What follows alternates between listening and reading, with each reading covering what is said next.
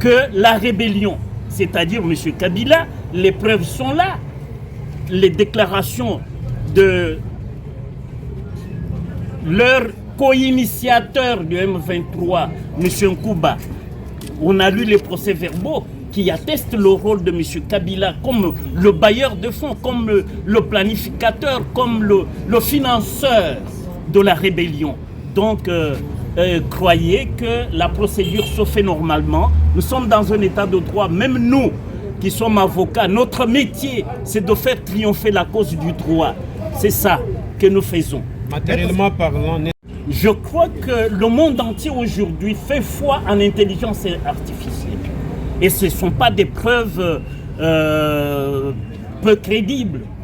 Et ce qui est vrai, c'est que M. Kabila n'a jamais contesté ces preuves, n'a jamais nié ses déclarations.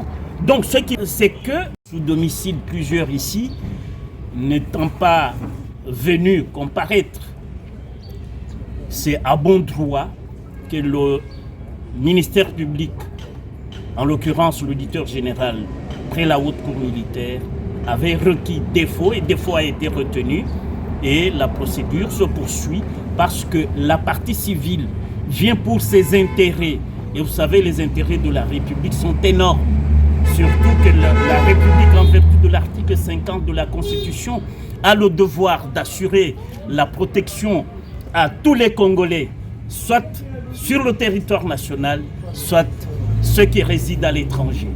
Voilà pourquoi nous sommes là. Des éléments récupérés sur des réseaux sociaux, sur TikTok, des traductions générées par l'intelligence artificielle. Quel crédit on peut donner à ces éléments? C'est pour cela que nous pensons que les choses sérieuses ont commencé ce jour et que les avocats qui n'ont accédé, les avocats de la République bien sûr, comme partie civile, qui ont accédé aux pièces seulement hier, doivent lire ces pièces, les examiner, les éplucher et le 7, nous reviendrons avec la maîtrise du dossier, faire un débat éclaireur et éclairant la justice. Sans l'accuser.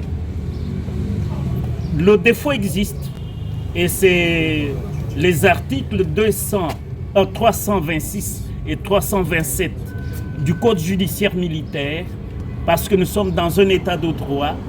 Vous savez, John Locke a défini l'état de droit comme l'état différent de l'état nature, où c'est la loi de la force. Mais dans un état de droit, la force est à la loi. Et comme la loi dit qu'on peut au niveau même de la haute cour militaire adjuger un défaut contre un prévenu défaillant, et M. Kabila, qui a été... Il faut retenir que la procédure est conforme à la loi et que tout se passe dans les normes, notamment la lecture des procès-verbaux et la projection des preuves visuelles, où il y a les messages de M. Kabila, où il y a dans les procès-verbaux, non, dans les données visuelles, vous avez vu même M. Kika Yabin Karoubi, où nous avons le haut-commissaire des Nations Unies aux droits de l'homme. Et pour le haut-commissaire, c'est ce qui est tout à fait pertinent par rapport au dossier qui nous concerne, ce qu'il a qualifié ce qui s'est passé dans le Nord Kivu et le Sud Kivu des crimes contre l'humanité et crimes de guerre, perpétrés par qui? Par la bande à celui que nous avons appelé ici. M. Kabila n'a jamais contesté ses preuves, n'a jamais nié ses déclarations.